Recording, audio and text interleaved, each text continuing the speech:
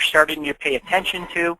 However, creating executive or senior leadership buy-in is crucial, as most of you know, to ensuring that these programs and initiatives run really well and have the impact on the business that they're targeted to have. So that's what we're going to be touching on today. I just do want to introduce the panelists today. So myself, Sean Fitzpatrick, I'm going to give a brief introduction. Some of you know who TalentMap is. You're on the line today.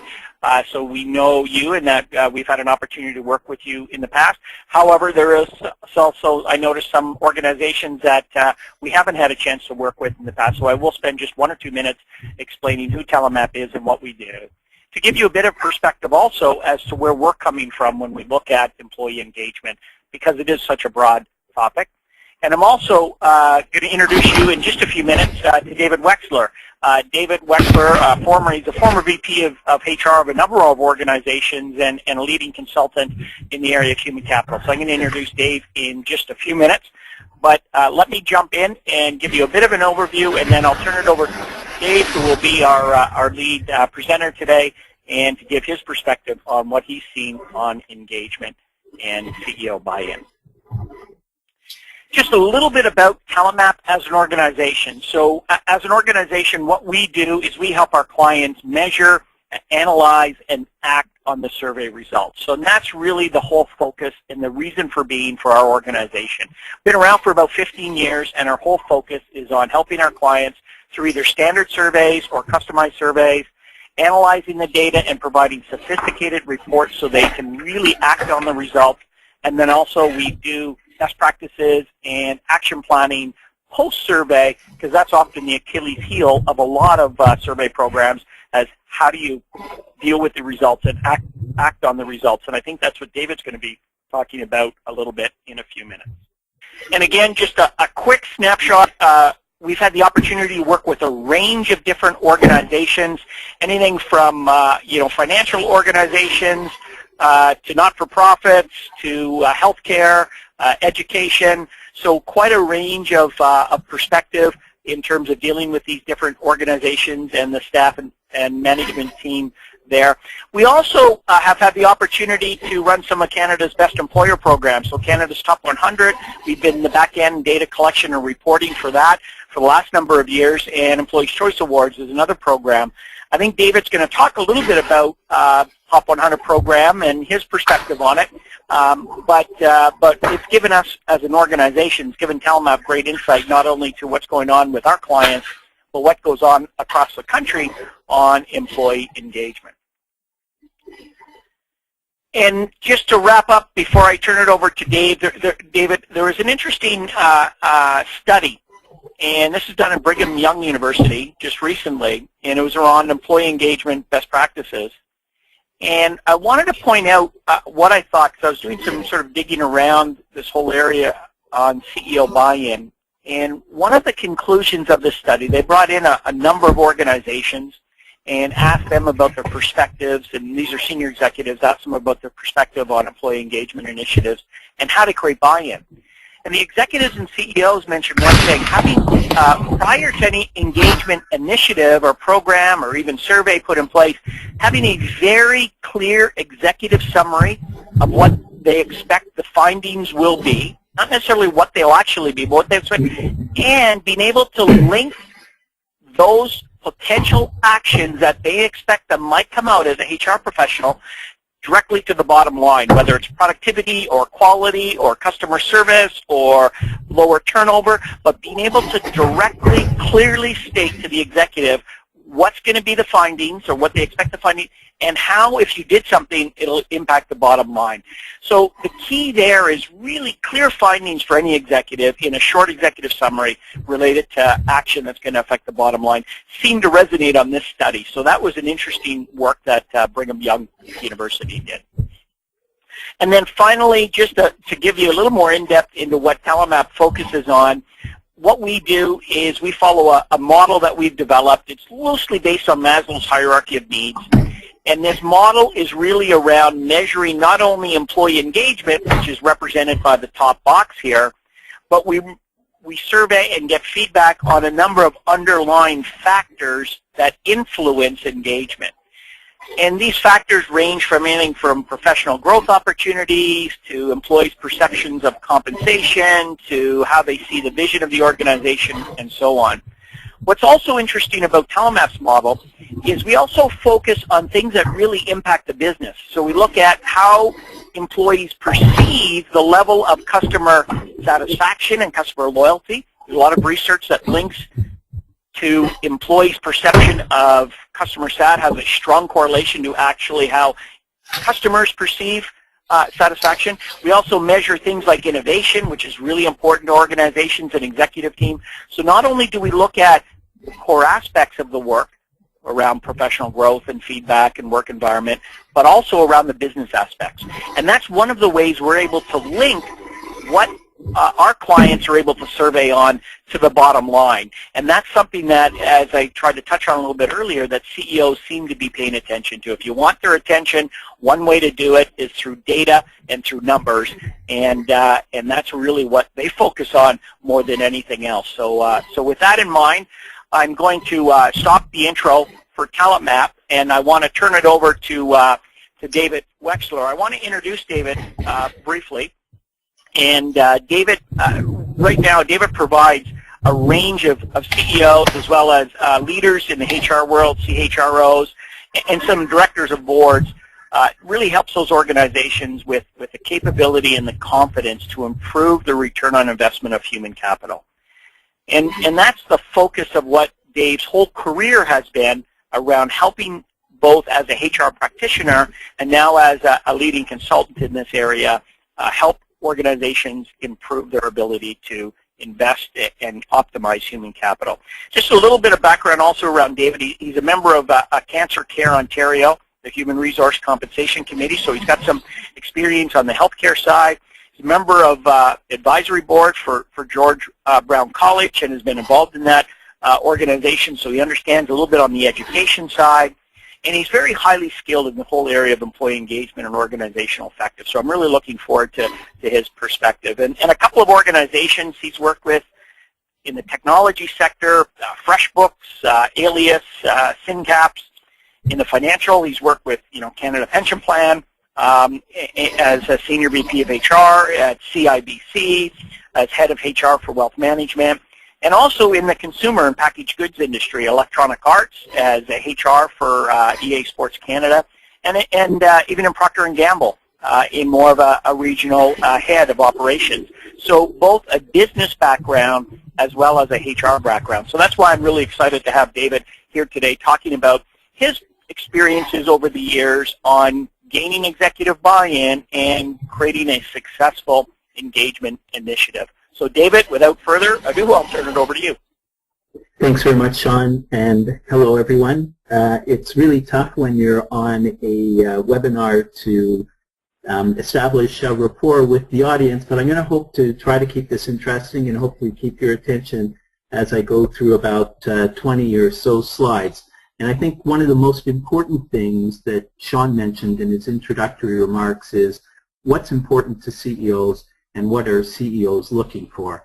And to a very large extent, CEOs are looking for data, numbers, things that are actionable and are going to contribute to the bottom line. So what I'd like to cover off over the next several slides is a bit about employee engagement. So what is it exactly? Why is it important? Provide some data around how to actually measure employee engagement. Talk about where we're at. Talk about the place of the employee engagement survey in employee engagement, because it's only, if you will, one aspect of employee engagement. And then share with you some real-life lessons in terms of some of the organizations Sean's mentioned I've led human resources for, and finally end with some thoughts around introducing an employee engagement survey or refining an employee engagement survey in your organization, and some things to consider. And there should be lots of time for questions.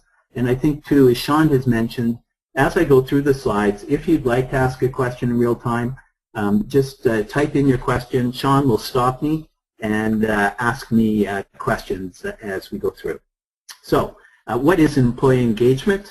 There are a couple of slices, if you will, in terms of trying to define it. The first is a bit thick, but I kind of like what Wikipedia has to say on the subject.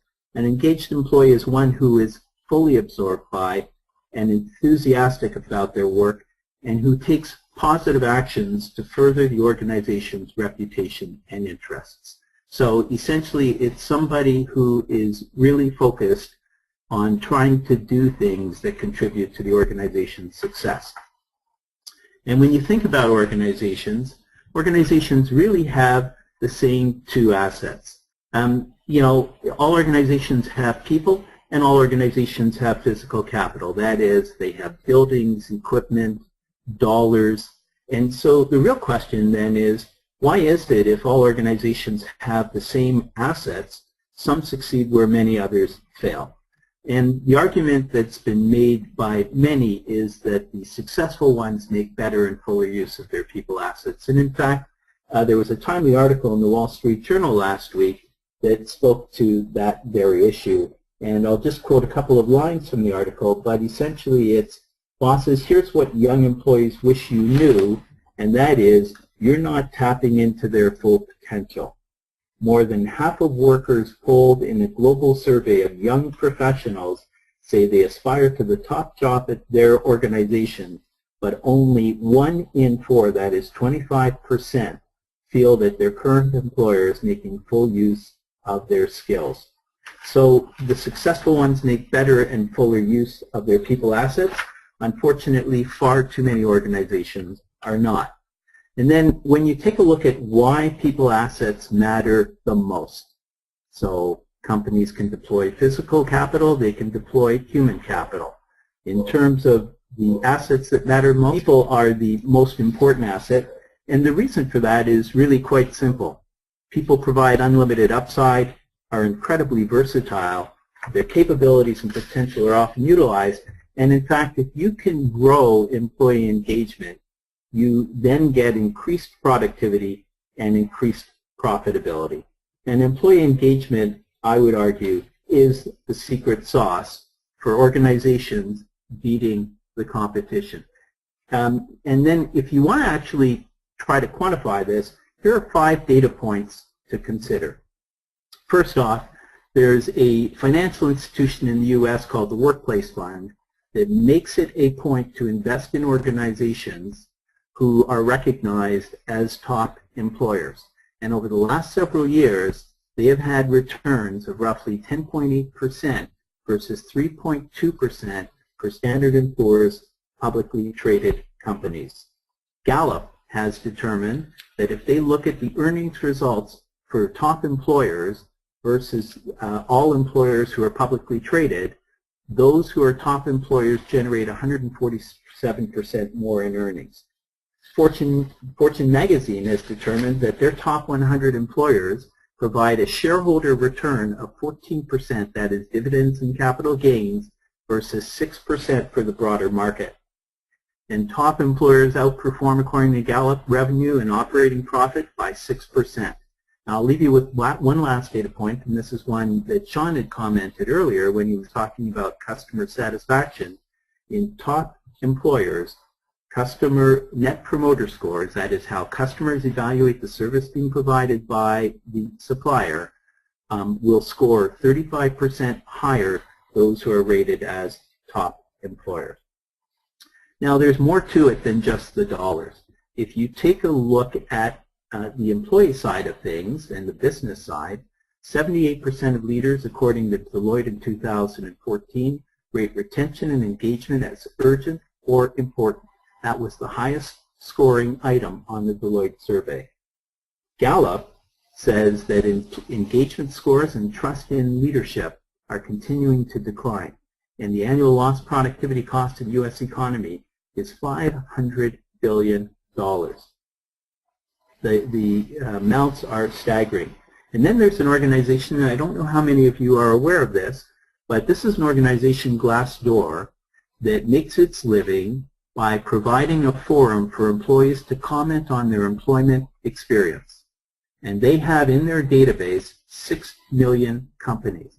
Now, when they get this employee feedback, oftentimes it is negative, and so Glassdoor provides a service that helps companies to get their story out and hopefully provide a more positive employer value proposition to individuals considering joining that organization. And there are over 2,000 companies now promoting their employer value proposition on Glassdoor. And one last data point, the Human Resources Professionals Association in 2014 in May asked, is employee engagement still a valid metric? And members of the association responded with a firm yes and indicated, in fact, that it's even more important now than ever. So how are we doing on the topic of employee engagement? Well, Talent Map shows that, frankly, despite all of the effort that's been put towards increasing engagement over the last several years, it's really not changed. It's 65% favorable, which I would argue in part is due to the fact that having worked with Talent Map, I know the value they provide, and I think perhaps the subset of data that they share is with those more enlightened organizations that are actually using Talent Map to help them move engagement. But if you take a look at some of the other data points, Deloitte in 2014, 80% of employers have an engagement problem.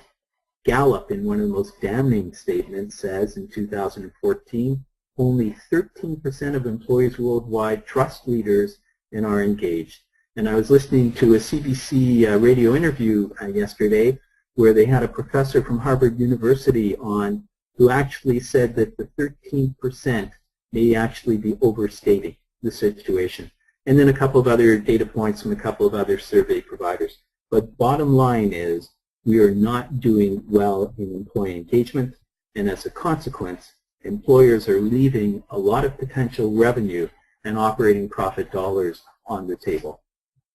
Now, in June of this year, I was preparing for another conference, and I had an opportunity to survey a number of CEOs, 25 CEOs, on the topic of employee engagement, and I really asked them three questions. The first was, as a CEO, what is an indicator to you of there being an high employee engagement in your organization? And the CEO surveyed came up with 4 indicators that tell them they have high engagement.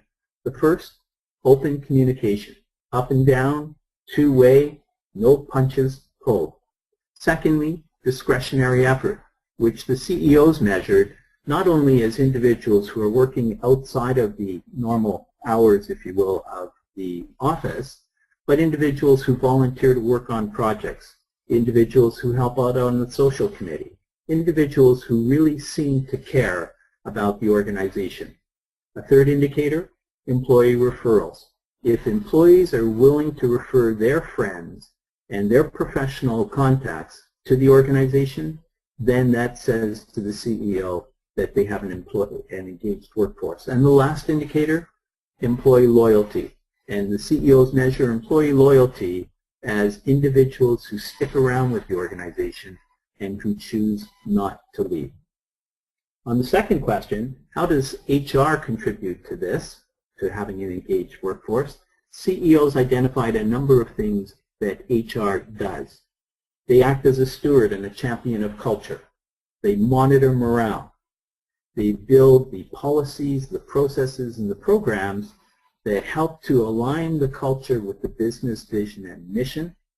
And they act as a trusted advisor and a safe haven, not only for the employees of the organization, but the CEOs said they act as an incredibly important trusted advisor and safe haven for CEOs and members of the executive who often have really no one else that they can go and talk to. The last question I asked the CEOs was, okay, so what more could HR do to help further increase employee engagement in your organization? And the answers may surprise you in part. First of all, model expected behavior. But secondly, have a stronger voice and stop acting like HR is unimportant. And it was kind of interesting for me as a former head of HR who's had to listen to HR leaders individually in conferences lament the fact that they don't seem to have a seat at the table. Here are these CEOs saying, in fact, HR does have a seat at the table and it's time to step up and simply do the job that they can and need to do. And the last item mentioned, HR can provide leadership coaching and mentoring and help leaders more to model expected behavior. Do we know what needs to be done? You know, it's amazing to me that employee engagement is not rocket science. There are certain things that we can do, and the CEOs have identified what those things are. But we don't seem to be getting the job done. If you Google employee engagement, you will get 93,900,000 results on the day I Google. There are hundreds of top employer awards, and Sean mentioned the very important Top 100 Employer Award that his organization plays a key role in. But, you know, I did a quick survey in terms of some of the awards out there. There are every kind of employer award out. There's one for working moms. There's one for family friendly. There's one for Canada's greenest employers. There's one for top workers over 50. There's one for best recommended. There's a top 100 best managed employer. On we go. The key is that winning or being recognized as the top employer actually is an important component for organizations in terms of the employer value proposition they provide to candidates joining the organization. It's a source of pride for employees, and it is part of, or should be part of, any organization's branding around human capital. Now, so there's lots of stuff out there on employee engagement, but you know, whatever we're doing, we know for the most part is not working. And so the cartoon caption below simply says that a lot of engagement exercises and engagement surveys, in fact, don't deliver on the promise, and in fact add to the workload that we all face. So, what are some possible culprits in terms of us not being successful around employee engagement initiatives? The first is a deficit in honest listening. So, for whatever reason, the messages that employees are trying to deliver to managers, to executives, to HR, to the organization are not getting through. We're not having two-way effective dialogue. There's a lack of truly effective formal and informal feedback mechanisms. So not every organization has one-to-one manager-employee meetings. Not every organization has 360 feedback. Not every organization has town hall meetings. And there are suboptimal HR policies, processes, and programs that are in place. And all we have to do is to mention performance management, merit, and see people's eyes gloss over and how upset people get on these topics. So if the processes and programs and policies that we're providing are not inspiring trust and are not building engagement, then we're not necessarily helping to make things better. In terms of where an employee engagement survey fits in terms of the mix of things that you can use to increase employee engagement, well, as we know, multiple factors influence employee engagement. And Sean talked about the Maslow's hierarchy of needs, if you will. Well, the things that really influence employee engagement are things like leadership. The old saying that employees do not quit an organization, they quit their manager. Culture, compensation, empowerment, job, career, colleagues, trust, training. All of these are factors that impact employee engagement. And how do we measure and adjust as needed these individual factors so that rather than serving as obstacles, they're actually serving to help grow employee engagement? Well, we do that through feedback mechanisms. And I talked about some of the mechanisms that we can use, but I would say that of these mechanisms, the only one that operates at an organizational level and the only one that properly constructed in action and done regularly can measure objectively and help with these factors at all levels is an employee engagement survey. Or, per the Dilbert cartoon, and I'm a Dilbert fan below, you know, we can continue to do what we've done, which is when employees raise issues and express concerns and frustrations, we deal with the messenger rather than with the message they're trying to deliver. So in terms of getting it right around employee engagement surveys you know, properly done, they help to identify obstacles and fixes. They grow employee trust, which feeds employee engagement, which feeds productivity, and which ultimately feeds profitability and success of the business. Done poorly, it eats up very scarce and valuable time for people in the HR community as well as people throughout the organization. And poorly handled can make matters infinitely worse. In case in point, and I'm sure some of you will have lived this in your organizations, Dilbert again, according to an anonymous online employee survey, you don't trust management. What's up with that? Oh, right. And a lot of employees do not trust that engagement surveys are truly confidential.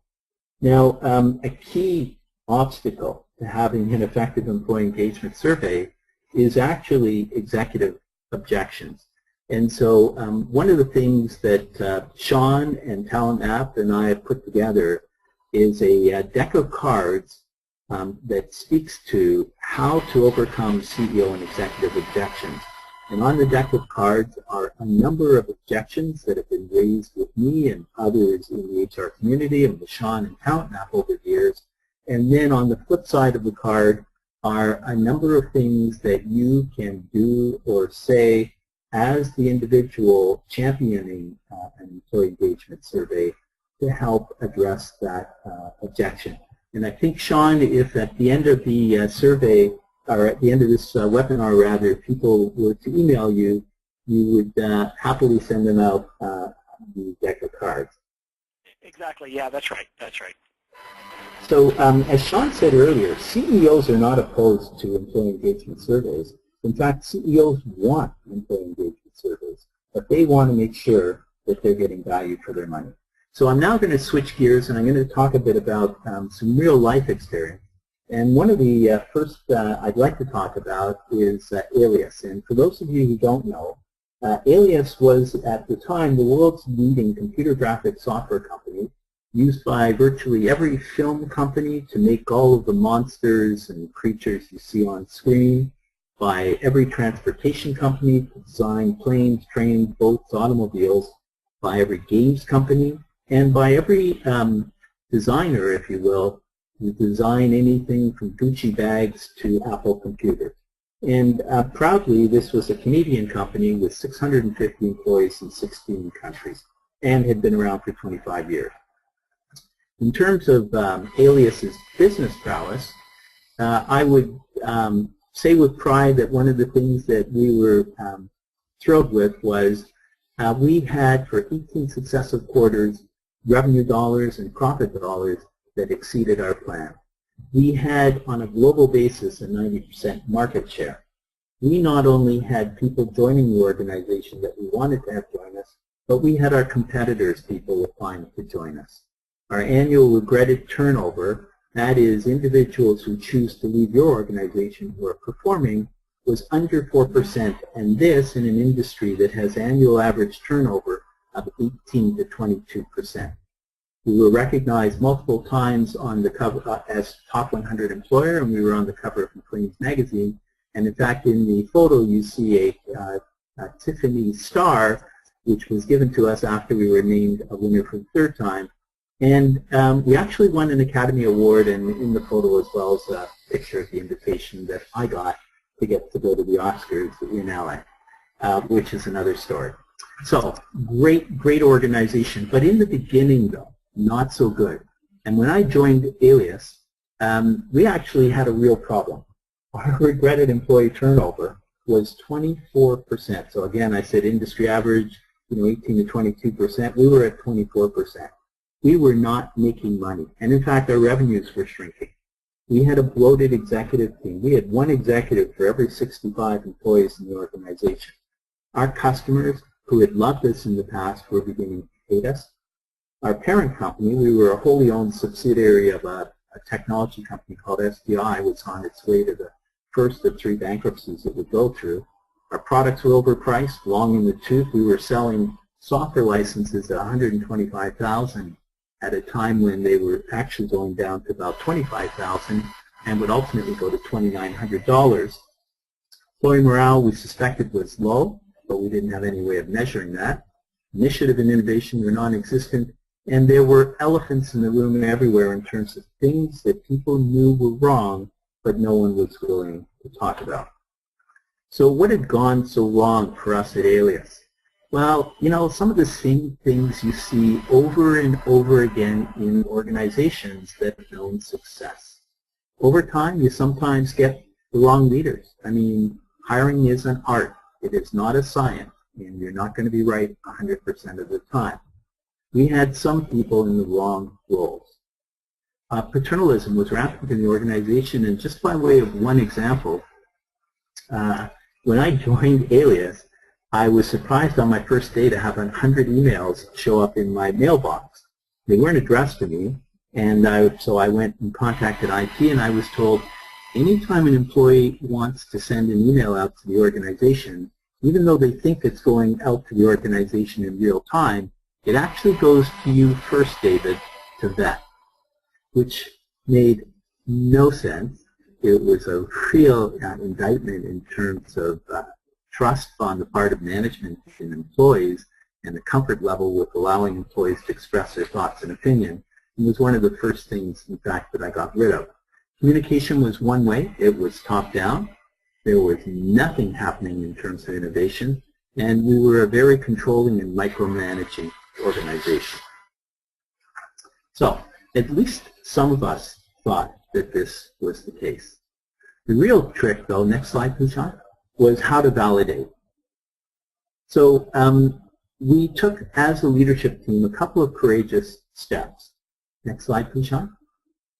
The first thing we did was to go and meet with the individuals who were complaining the most about the organization and with our most aware employees, and it's probably true in your organization as well, that the individuals who seem to know most what is going on are your administrative assistants, your executive assistants, the ones that employees trust and will come to say exactly what is going on.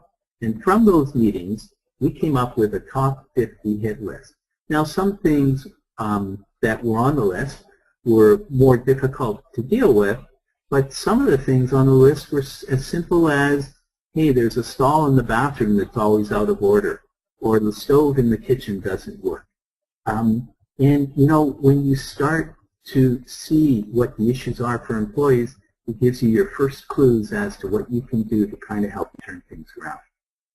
The second thing we did was we invested in an employee engagement survey partner to quantify and validate for the executive team and make actionable the things that we were hearing through these meetings with employees. And, you know, I can't stress enough, and I will come back to this in later slides, the importance of picking your employee engagement survey partner with care. You do not pick a partner who comes to you with a cookie-cutter approach. You pick a partner who is going to align themselves with what you are trying to achieve as an organization and provide you with data that helps you to move in that direction.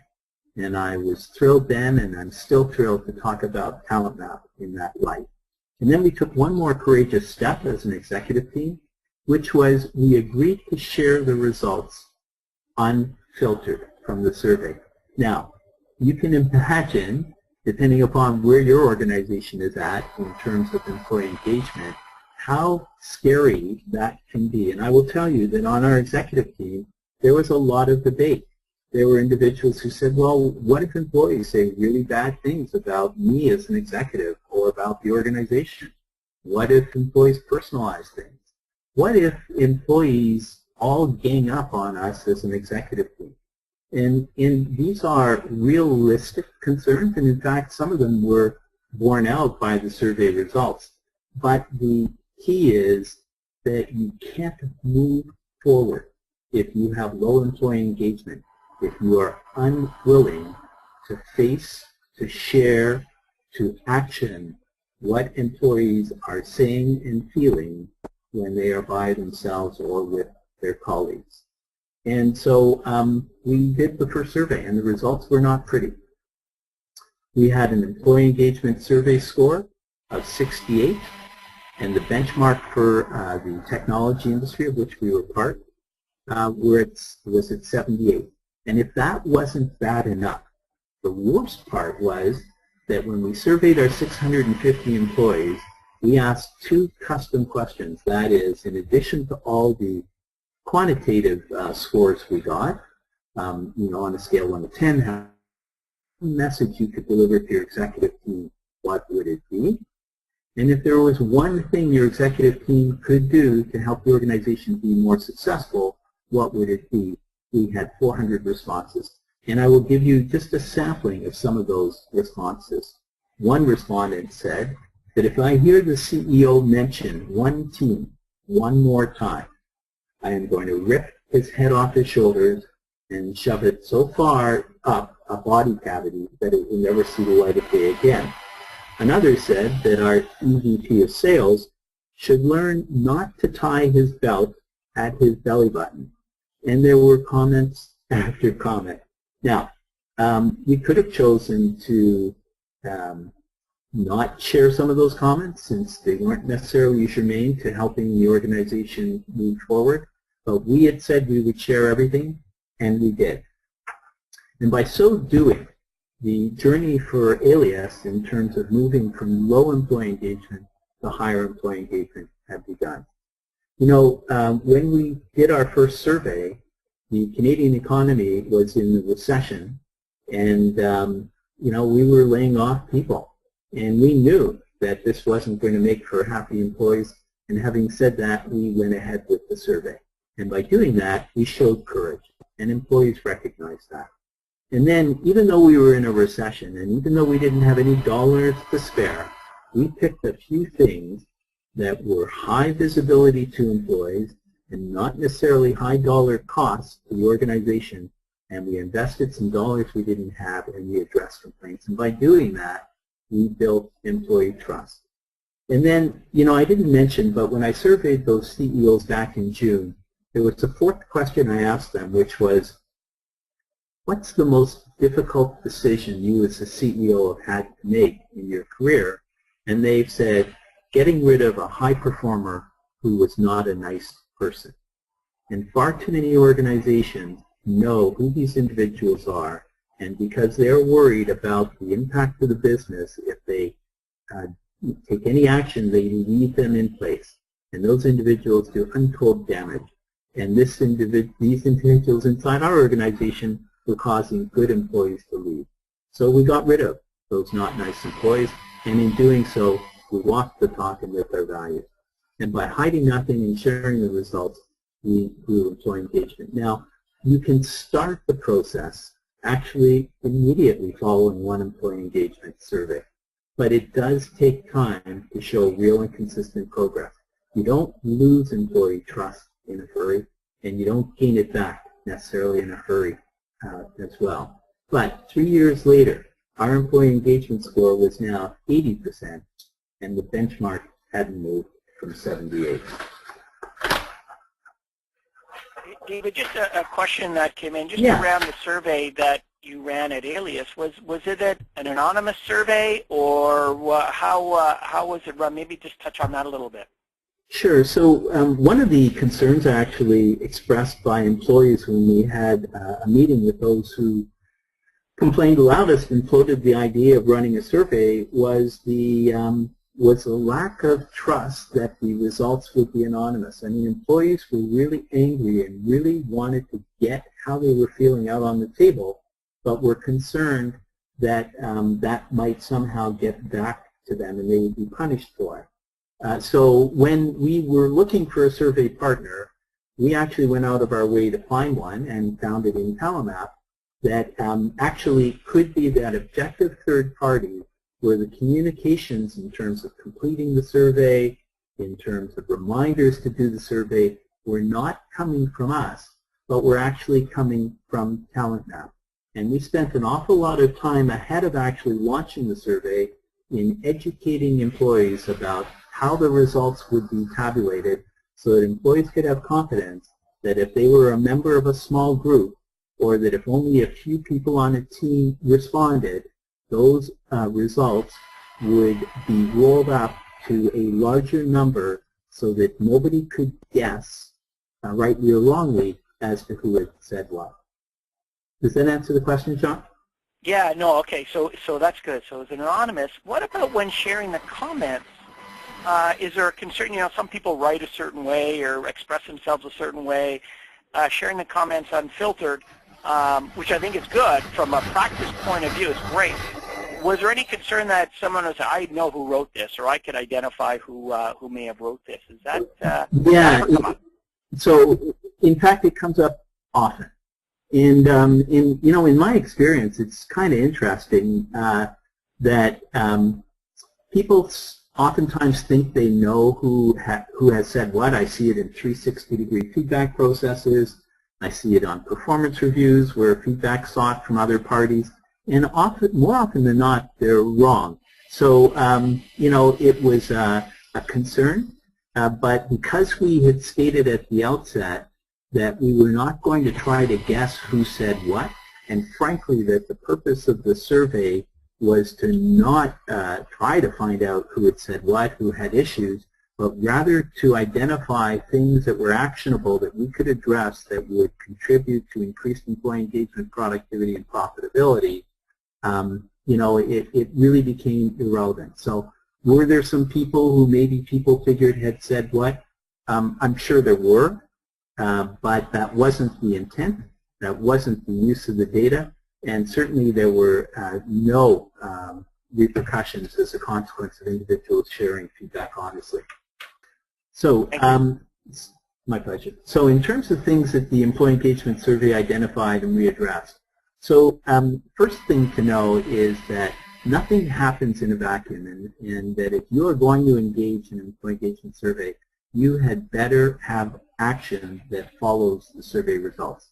So we put together action teams, and we put employees in charge of those action teams with HR business partners as guides.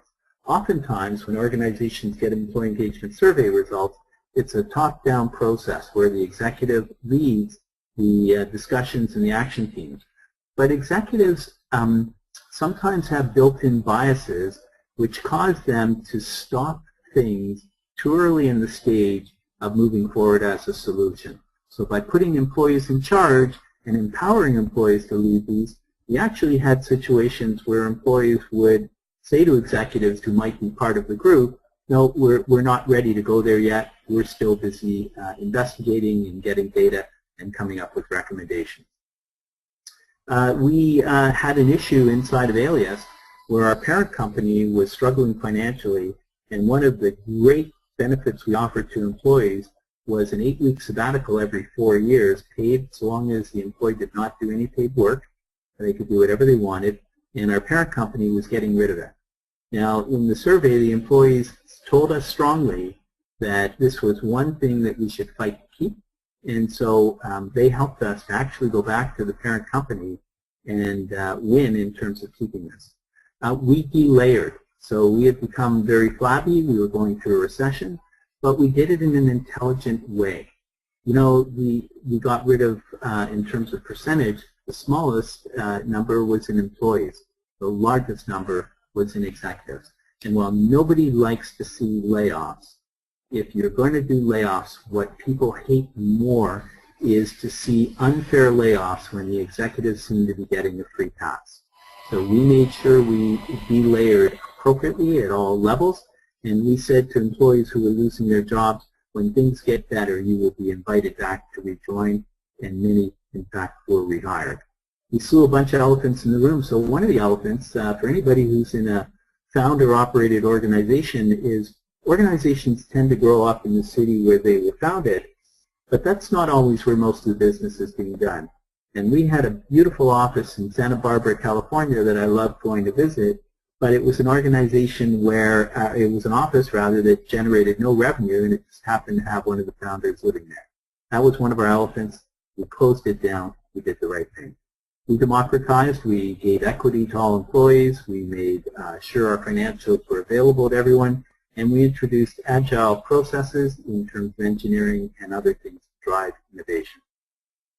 And I would say, too, that one of the things that we realized was if we were going to have great communication and higher trust, we needed to bring our 650 employees from 16 countries around the world together at least once a year. And so we invested the money to do that. And when did we realize that we were back? Well, the first time that we went for recognition as a top 100 employer, I wrote to our employees and I asked permission of them to be considered for a top 100 employer. And I said to them, I will not submit our application if you do not back this. But if you do, if I could ask you to get back to me with one quote on why you think Alias is worthy of being recognized as a top 100 employer, and I would say that I only gave them 24 hours to respond, and 93% of our employees wrote in with comments supporting our application. Now, Alias is a great news story, and there are a lot of things to take away from that around how you can grow employee engagement. But there's also learning from some disasters, and so I wanted to share briefly 3 disasters with you. The first, I was with a top firm that, because they were a top firm, felt they deserved a top survey partner. And they defined top survey as the biggest, most prominent, and most expensive. And so we ended up spending $150,000, which is a huge sum of money, on an employee engagement survey. And what we got in return for that investment was a huge bureaucratic project management team on the survey partner side with a slow-moving process, hated by everyone, including, in fact, the CEO who had selected the firm.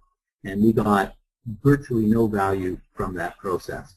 So I would say, in terms of learning there, don't select your employee engagement survey provider on name, brand, and price alone. In fact, I would argue that the most important thing in terms of selecting an engagement survey provider is one who is going to align with and contribute to your business growing their engagement and making you more successful.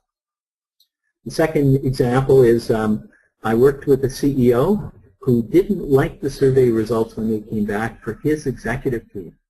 And so asked me in front of the remaining members of the executive team if I could remove the results for one executive who had left the firm, because he was worried that that person who had had time to fill out the survey had actually slanted survey findings to the negative. Now, given that by definition employee engagement surveys are supposed to be confidential, we're not supposed to know who's saying what, any attempt to remove anyone's information destroys confidence in the process and actually destroyed confidence amongst the executive team, even though the CEO subsequently had a change of heart and decided not to add it. And I would add one other thing, that he also did not share the survey results, the full survey results, with his team. So the learning here is at all levels. It's really important not to hide or manipulate results. If you're in it completely. The last example is really around the importance of using surveys that have integrity. A CEO I was with decided that rather than spending money on a survey partner and an objective third-party partner to help us and investing in the science and psychology that they put in place, he could simply take 25 questions from Gallup and use those as the survey in-house. And so, we had questions like, do you have a best friend at work, not correlated to any other questions in Gallup, so that you could see how that linked up to willingness to contribute discretionary effort or stick around the company. And as a result, the survey gave nothing back to the organization. It was a waste of time and was not SMART, with SMART standing for specific, measurable, actionable, relevant, and something that was done in a timely manner. So the learning here, don't cut and paste and try to create your own survey. You can get an employee engagement survey for 25 to 50 bucks, let's say, per employee, handled by a partner that's going to give you extremely valuable and actionable advice. That is not a significant investment. All right, some thoughts to wrap up, and then I'll shut up. There's learning from, if you're considering introducing or refining an employee engagement survey, know why you want an employee engagement survey. Make sure you're ready. One of the things that Sean and Talent Map has put together is an organizational readiness checklist. And again, I think if you email Sean, he can provide this to you. It's one page.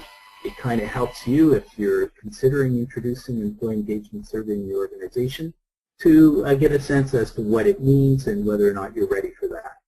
Choose your provider and partner with care and leverage them. I leaned heavily on Sean, and I think good partners can be leaned on heavily and come into your organization and actually grow your credibility when they help to present the data to your executive team. Make sure you tailor the survey and the processes for your culture. Make sure that your CEO and executive team are really bought in. And again, that organizational readiness checklist will help you in that regard, but your CEO and executive team have to be ready to face the music, and you should try out a bunch of what-ifs with them to make sure that they are, in fact, signed up for this. Make sure your HR team can handle and has credibility. A low credibility HR team will have low trust in the organization and probably low participation if you then try to launch a survey. Share results promptly and fully.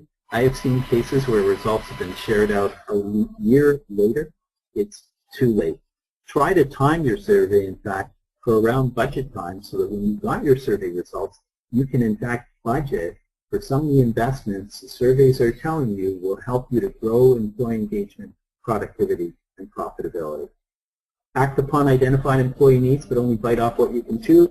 And I would say that you shouldn't tackle more than 2 or 3 initiatives per year. And you should identify up front when you're communicating the survey process to your employees that while it's important to get everything on the table, you will try and commit to tackling 2 to 3 initiatives in that year.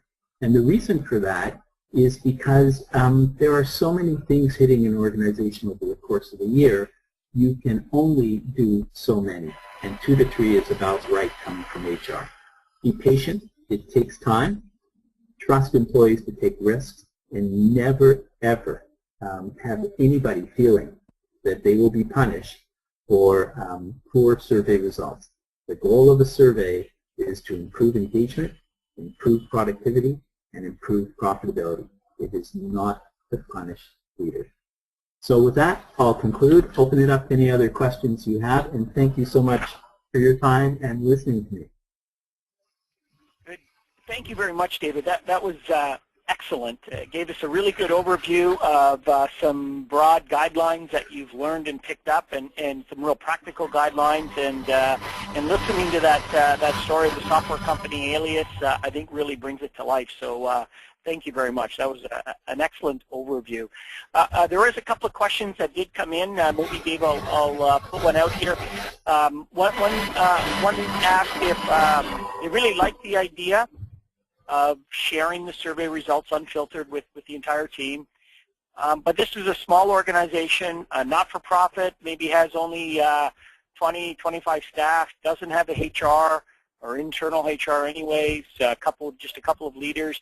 Is there suggestions or ideas that could make sense within smaller organizations or business units that they could do in terms of follow-up and action planning around the... Yeah, it's a great question, and there are many, many organizations in that size without internal HR. I would argue that the most important thing is, because you're of a size where you can get employees together, is to have a conversation with employees. Perhaps start with a few leaders, but say, hey, here's something that I'd like to have us do. I want to make sure that it is something that has value for you, and perhaps even to have employees provide some of the things that they would like to know through the survey. Because the more information you get from participants before embarking on a survey process, the more likely that they are going to see value from the survey.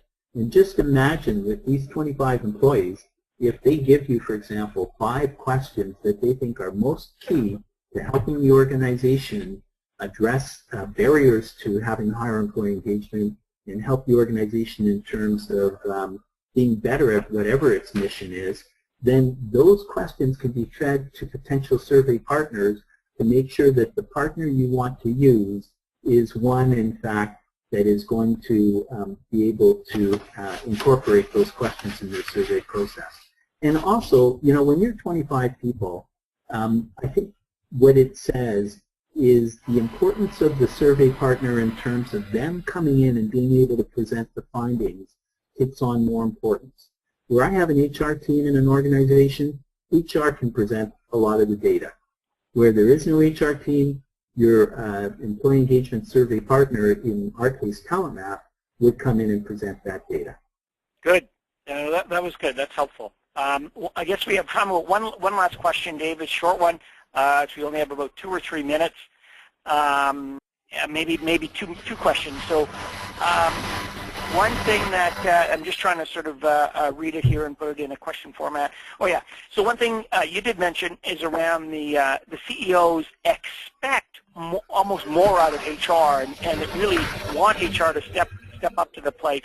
Maybe you can talk a little bit about how, is there any way they can use a survey or any way they can use engagement as a way to step up to the plate? Is this something that presents an opportunity, I think, for HR, and how could they maybe leverage this opportunity, or what are some things that they could do? Yeah, it's a great question, and in fact it is a great opportunity, because when you think of it, an employee engagement survey is a bit like market research. And so much as executives listen carefully when people on the product side of things come to the table with research that says, here's how we make our products better or grow revenue, market share, and so on, an HR person who can come to the table with data, actionable data, quantifiable data that's going to help the organization grow its engagement, productivity, and profitability. I know we've seen that like a mantra, is going to have increased credibility. And by partnering with a credible survey partner, some of the credibility that that survey partner has when he or she is up and presenting in front of the executive team as well gets transferred almost by osmosis to the HR person, which gives more credibility to the HR leader and to the organization. And you get credibility as an HR leader if you choose your survey partner wisely. Good. Well, thank you, and I like that last tip, David. So very good. I think very good ending. There was 1 or 2 more questions, but we cognizant of time, I will email David those questions to you, and you can respond to the individuals and the group. And I want to thank everyone for participating and attending today's webinar. And we look forward to, again, upcoming webinars. We have them each month. Usually the last Thursday at 12 p.m. Eastern Time. So thank you very much for all participants. And again, there'll be a copy of this on our website in about a week or so. And thank you, David, for your insight and sharing the knowledge you've gained over the years in your various roles in HR and as a HR executive and HR practitioner. Thank you. Thank you.